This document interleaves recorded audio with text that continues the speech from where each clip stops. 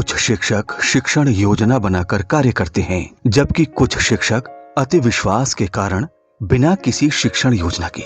जब शिक्षक बिना किसी शिक्षण योजना या तैयारी के कक्षा में जाते हैं तो सामान्यतः उनके द्वारा बच्चों से ऐसे संवाद किए जाते हैं। क्या हो रहा है? किताब खोलो। अरे नहीं, गिनतारा वाली। हाँ, क्या पढ़ोगे? इसका तीसरा सवाल लगाओ। शिक्षक के ऐसे संवादों पर ज्यादातर बच्चों की अनुक्रिया अस्पष्ट और असमंजस भरी होती है। कुछ किताबें खोलते हैं, कुछ नहीं। कुछ को मिलती ही नहीं। कुछ आपस में फुसफुसाहट करते हैं। कुछ बच्चे सवालों को कर पाते हैं, कुछ नहीं कर पाते हैं।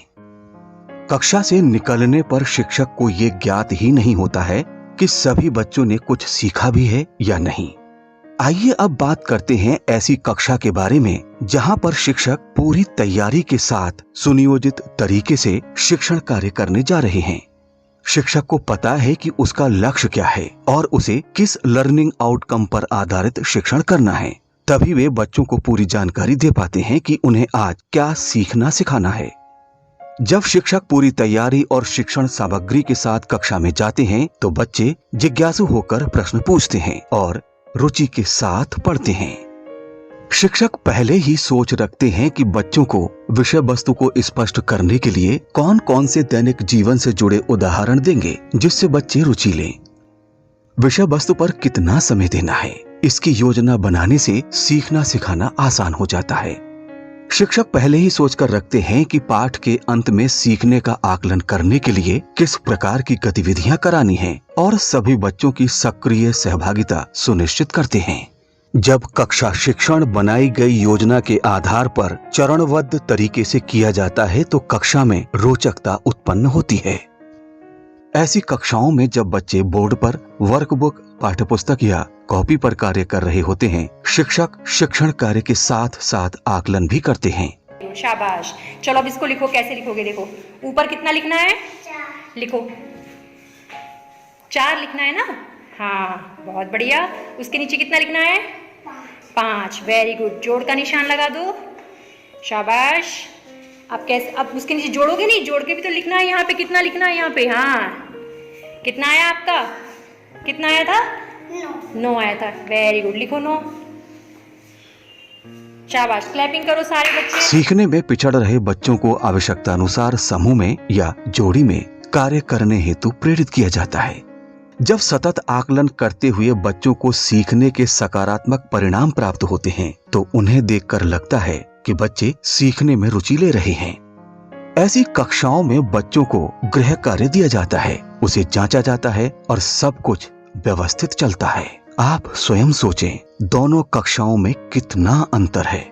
इन दोनों परिस्थितियों में आप क्या महसूस करते हैं? किस स्थिति में कक्षा का शैक्षिक वातावरण बेहतर होगा? निश्चित रूप से आपका उत्तर होगा शिक्षण योजना के साथ प्रारंभ हुई कक्षा में। शिक्षण योजना के महत्व को दृष्टिगत करते हुए इसे लर्निंग आउटकम प्राप्त करने का एक प्रमुख माध्यम माना गया है और इसी कारण इसे शिक्षण संग्रह हस्त पुस्तिका में विशेष स्थान दिया गया है।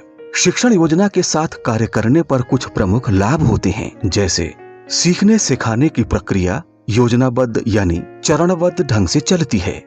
सीखने सिखाने का कार्य आसान और सही तरीके से होता है। कक्षा का माहौल रुचिकर होता है। बच्चों का मन लगता है। बच्चे उत्साहित होते हैं। बच्चे निर्धारित लर्निंग आउटकम को हासिल कर पाते हैं। उचित गतिविधियां अर्थात क्रियाकलापों के चयन और प्रयोग में आसानी होती है। शिक्षण सामग्री की उपलब्धता रहती है। भिन्न भिन्न स्तर के बच्चों के पास कार्य करने के मौके होते हैं। सीखना सिखाना क्रमबद्ध ढंग से होता है। सतत आकलन की प्रक्रिया चलती रहती है और बच्चों को सही समय पर मदद मिलती है, जिससे बच्चों का सीखना तेजी से होता है। शिक्षण योजना में हमें क्या बदलाव करना है, इसकी जानकारी हो जाती है। जरा सोचिए, जब हम शिक्षण योजना के साथ सीखने सिखाने का कार्य आरंभ करते हैं तो उसके क्या परिणाम आते हैं। पूरे विद्यालय का माहौल सीखने सिखाने के अनुकूल हो जाता है। सभी को कार्य करने की संतुष्टि मिलती है। बच्चों का अधिगम स्तर बेहतर होता है। सीखने सिखाने का वातावरण आनंददायक हो जाता है। अब चर्चा करते हैं कि आखिर शिक्षण योजना है क्या। शिक्षण योजना सीखने सिखाने की प्रक्रिया में मार्गदर्शक का काम करती है। इसमें शिक्षण अवधि में किए जा रहे क्रियाकलापों, गतिविधियों, आकलन, फीडबैक, पुनर्बलन और आगे की योजना का क्रमबद्ध एवं संक्षिप्त विवरण होता है। स्पष्ट है कि बेहतर कक्षा शिक्षण के लिए शिक्षण योजना होना आवश्यक है। शिक्षण योजना से बच्चे व्यवस्थित और क्रमबद्ध तरीके से सीखते हैं। साथ ही शिक्षक के रूप में हमारा काम भी व्यवस्थित और आसान हो जाता है। एक बेहतर शिक्षण योजना बनाने के लिए कुछ खास बिंदुओं को अवश्य ध्यान में रखें, जैसे चयनित लर्निंग आउटकम। सबसे पहले उस लर्निंग आउटकम का चयन करें जिस पर आपको बच्चों के साथ कार्य करना है। इसके लिए आवश्यक है कि हमें उस लर्निंग आउटकम से संबंधित बच्चों के पूर्व ज्ञान तथा वर्तमान अधिगम स्तर की जानकारी हो। शिक्षण योजना का दूसरा महत्वपूर्ण बिंदु है लर्निंग आउटकम के आधार पर उपयुक्त गतिविधियों और शिक्षण अधिगम सामग्री का चयन करना। इसके लिए हमें लर्निंग आउटकम से संबंधित गतिविधि का चयन और चिंतन करना होगा। उसके पश्चात उससे संबंधित शिक्षण अधिगम सामग्री की व्यवस्था भी करनी होगी, जिससे हम प्रभावी तरीके से शिक्षण कर सकें। शिक्षण योजना का तीसरा प्रमुख बिंदु है इसके विभिन्न चरणों में कितना समय दिया जाना है, इसका निर्धारण करना। योजना बनाते समय इसके विभिन्न चरणों जैसे प्रस्तावना, गतिविधियां, बच्चों की सीखने का आकलन कैसे करना है, इसके लिए आवश्यक समय का निर्धारण किया जाना जरूरी है। शिक्षण योजना में अगला मुख्य बिंदु है हमारी शिक्षण योजना ऐसी हो जिससे कक्षा के सभी स्तर के बच्चों की सहभागिता हो। योजना बनाते समय कक्षा के उन बच्चों का भी ध्यान रखें जिनका अधिगम स्तर कक्षानुरूप नहीं है। दिव्यांग बच्चों और कम बोलने या प्रतिभाग न करने वाले बच्चों को भी ध्यान में रखें। इसके साथ साथ उन बच्चों के लिए भी कार्य योजना में स्थान हो जिनकी सीखने की गति अपेक्षाकृत अधिक है। अगला बिंदु है बच्चों की प्रगति का सतत आकलन तथा आवश्यकता अनुसार शिक्षण योजना में परिवर्तन करना। योजना के किन अंशों पर बच्चों को अधिक सहायता की आवश्यकता हो सकती है, इस बात पर भी ध्यान दिया जाना बेहद जरूरी है। इसके लिए बच्चों की प्रगति का सतत आकलन करते रहें और जरूरत के अनुसार सभी बच्चों को केंद्र में रखते हुए योजना में बदलाव करें। शिक्षण योजना में गतिविधियों का चयन करते समय इस बात का अनिवार्य रूप से ध्यान रखें कि गतिविधियां बच्चों के स्तर एवं रुचि के अनुसार तथा आनंददायी हों। यदि शिक्षण में रोचकता है तो बच्चे स्वतः ही इस प्रक्रिया में रुचि लेते हुए सक्रियता से प्रतिभाग करते हैं। हस्त पुस्तिका में दिए गए शिक्षण योजना के प्रारूप के अनुसार शिक्षण योजना को 3 चरणों में बांटा गया है।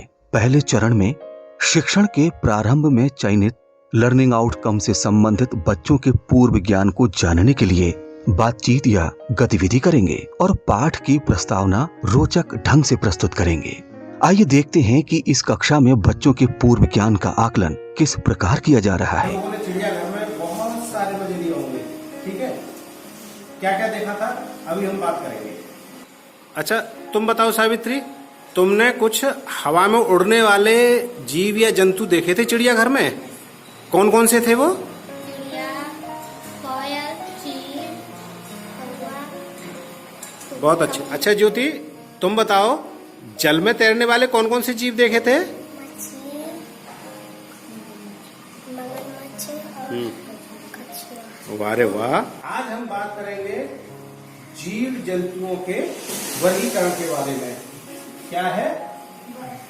जीव जंतुओं का वर्गीकरण। इसके लिए 5 मिनट का समय निर्धारित किया गया है। इस प्रक्रिया के आकलन के लिए बच्चों से पूर्व ज्ञान पर आधारित बातचीत, कुछ रोचक गतिविधियां, प्रश्नोत्तर, कक्षा कार्य इत्यादि कराई जा सकते हैं तथा पिछले कार्य दिवसों के कार्यों की पुनरावृत्ति भी कराई जा सकती है। शिक्षण योजना के दूसरे चरण में कक्षा शिक्षण के दौरान कराई जाने वाली गतिविधियों, प्रयोगों, प्रसंगों, कक्षा कार्यों आदि के बारे में लिखा जाएगा।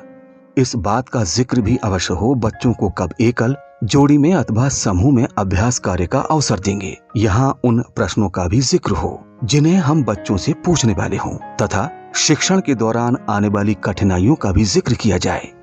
इस वीडियो में हम देखेंगे कि शिक्षक बच्चों को गतिविधि के माध्यम से कितने रोचक तरीके से प्रकरण की समझ स्पष्ट कर रहे हैं। इन दानों में से 15 दाने अपनी प्लेट में रख लो, ठीक है? सायमा, तुम अपनी प्लेट में 9 मोती रख लो।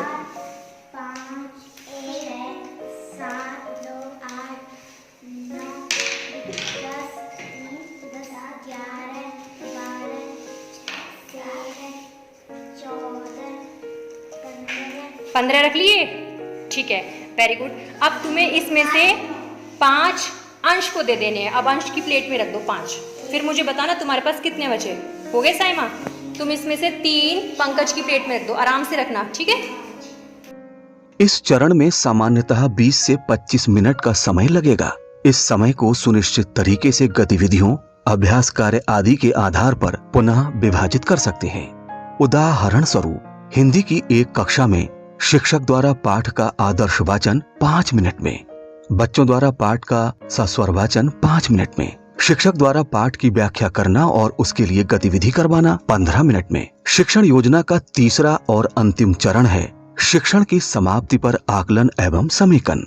इस चरण के लिए 10 मिनट का समय निर्धारित किया गया है। यहाँ पर उन बिंदुओं को लिखा जाएगा जिनके द्वारा उपर्युक्त शिक्षण प्रक्रिया के उपरांत शिक्षक पाठ्य वस्तु के प्रमुख बिंदुओं को प्रस्तुत करते हुए दैनिक शिक्षण कार्य को समेकित करेंगे। इसके लिए 3 मिनट का समय निर्धारित किया गया है।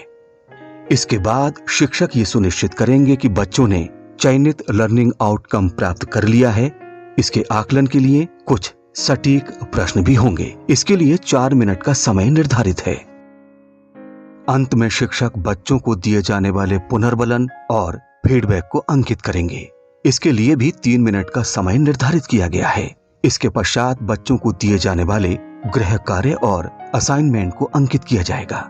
अंतिम बिंदु के रूप में शिक्षक शिक्षण योजना पर आकलन करेंगे, अर्थात पूरी शिक्षण अधिगम प्रक्रिया पर अपने अनुभव और बच्चों के सीखने के तरीकों पर टिप्पणी करेंगे। शिक्षण योजना का प्रारूप शिक्षण संग्रह हस्तपुस्तिका में पृष्ठ संख्या 32 पर दिया गया है। 100 पृष्ठ शिक्षक डायरी में संलग्न होंगे। हमें इसी प्रारूप के अनुसार अपनी शिक्षण योजना को विकसित करना है और उसके अनुसार ही दैनिक शिक्षण कार्य को करना है। कतिपय शिक्षकों के समक्ष ये प्रश्न भी आता है कि शिक्षण योजना का आधार क्या है। शिक्षण योजना सदैव लर्निंग आउटकम को ध्यान में रखकर बनाई जाती है ताकि छात्र संपूर्ण शिक्षण अवधि में विषय के लर्निंग आउटकम से जुड़े रहें तथा कक्षा शिक्षण की समाप्ति पर वास्तव में वो सीख लें जो अधिगम संबंधी परिणाम में निहित था। लर्निंग आउटकम प्रक्रिया आधारित वे जांच बिंदु हैं जिन्हें शिक्षक अपनी शिक्षण योजना की प्रक्रिया में गुणात्मक या मात्रात्मक रूप में आकलित कर सकते हैं। तो आइए अपने और बच्चों के लिए एक बेहतर शिक्षण योजना का निर्माण करें जिससे लर्निंग आउटकम को प्राप्त किया जा सके। निश्चित रूप से हमारे इस प्रयास से विद्यालय की स्थिति बेहतर होगी, कक्षा का माहौल बाल मैत्रिक होगा और बच्चे रुचिपूर्वक सीखेंगे। अच्छे शिक्षक की पहचान प्रतिदिन करें योजना का निर्माण।